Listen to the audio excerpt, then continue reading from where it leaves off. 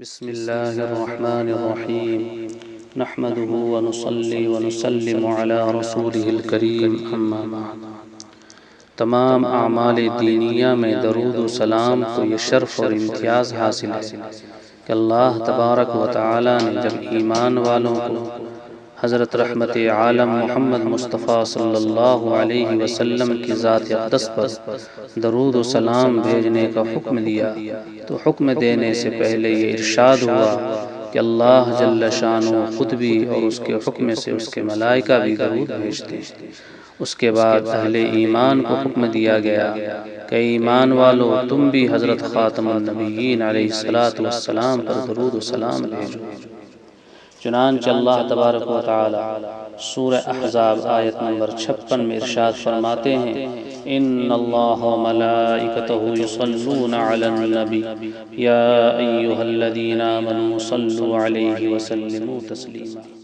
اس آیت مبارکہ میں اللہ تعالی نے ہم سب کے آقا و مولا، ہادی سبل، پیشوائے رسول، ساقی کوثر، شافع محشر، سرور انس و جاں، محبوب کل جہاں کی عظمت شان اور رفعت مقام ظاہر کرنے کے لیے اہل ایمان کو درود و سلام کا حکم دے رہے ہیں کہ نبی کریم صلی اللہ علیہ وسلم کا حق یہ ہے کہ آپ پر درود و سلام پڑھا جائے،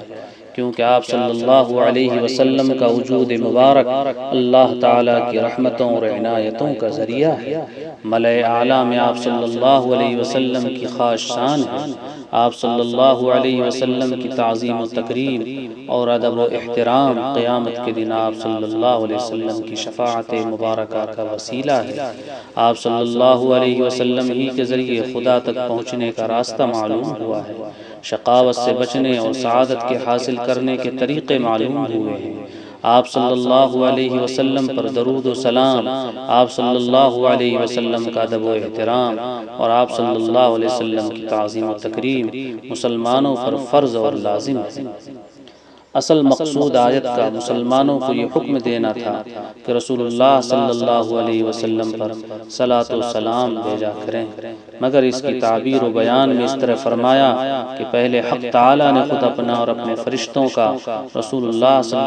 صلی اللہ علیہ وسلم کے لیے عمل صلاۃ کا ذکر فرمایا، اس کے بعد عام مومنین کو اس کا حکم دیا، جس میں آپ کی شرف و عظمت کو اتنا بلند فرمایا کہ رسول اللہ صلی اللہ علیہ وسلم کی شان میں جس کام کا حکم مسلمانوں کو دیا جاتا ہے وہ کام ایسا ہے کہ خود حق تعالی اور اس کے فرشتے بھی وہ کام کرتے ہیں۔ تو عام مومنین جن پر رسول اللہ صلی اللہ علیہ وسلم کے احسانات بے شمار ہیں، ان کو تو اس عمل کا کچھ زیادہ ہی اہتمام کرنا چاہیے۔ اس تعبیر کا ایک فائدہ یہ بھی ہے کہ اس سے درود و سلام بھیجنے والے مسلمانوں کی ایک بہت بڑی فضیلت ثابت ہوئی کہ اللہ تعالیٰ نے ان کو اس کام میں شریک فرما لیا، جو کام حق تعالیٰ خود بھی کرتے ہیں اور ان کے فرشتے بھی کرتے ہیں۔ حافظ ابن کثیر رحمہ اللہ فرماتے ہیں کہ اس آیت مبارکہ میں اللہ تعالیٰ کی جانب سے بندوں کو ملائے اعلیٰ میں آپ صلی اللہ علیہ وسلم کے مقام و مرتبے کے متعلق خبر دی گئی ہے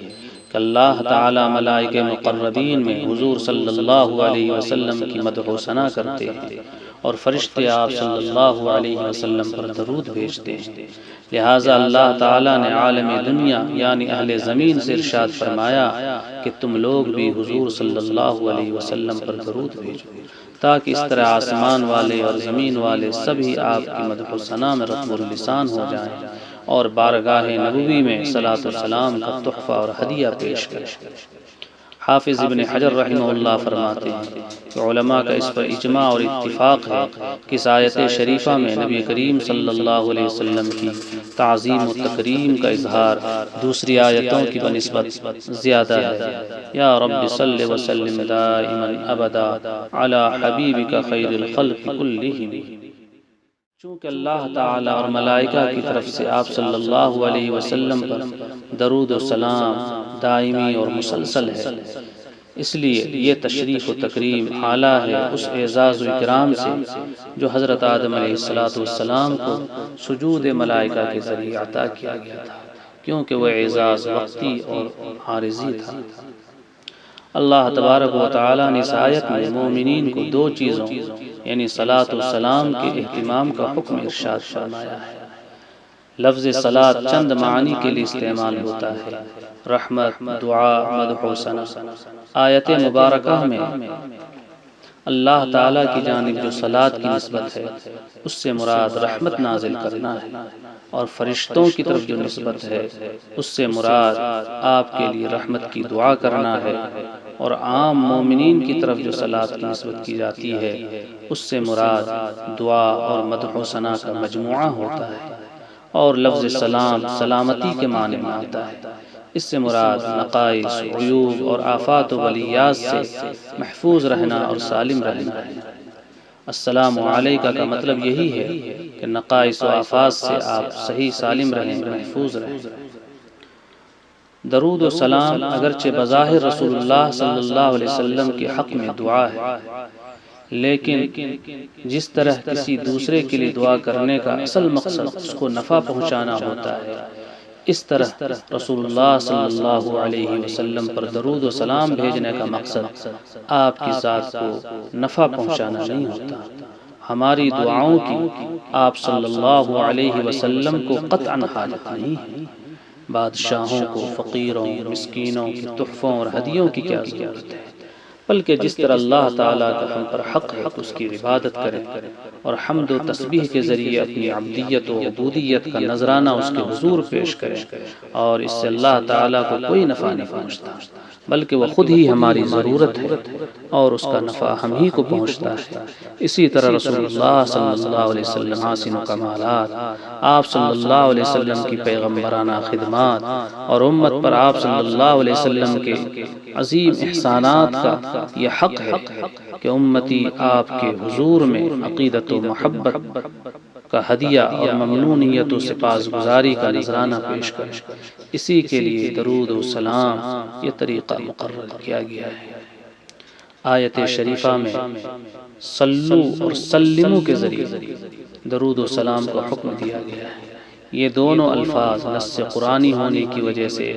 قطعی الثبوت اور قطعی الدلالہ ہیں کہ جن سے درود و سلام کا فرض ہونا معلوم ہو رہا ہے۔ دوسری جانب امر کا صیغہ چونکہ تکرار کا مقتضی نہیں ہوتا، ایک مرتبہ تعمیل کرنے سے بھی امر کا تقاضا پورا ہو جاتا ہے، اس لیے کلمہ توحید کی طرح عمر بھر میں ایک مرتبہ درود و سلام فرض ہے۔ اور آپ صلی اللہ علیہ وسلم کا نام گرامی کسی مجلس میں آنے پر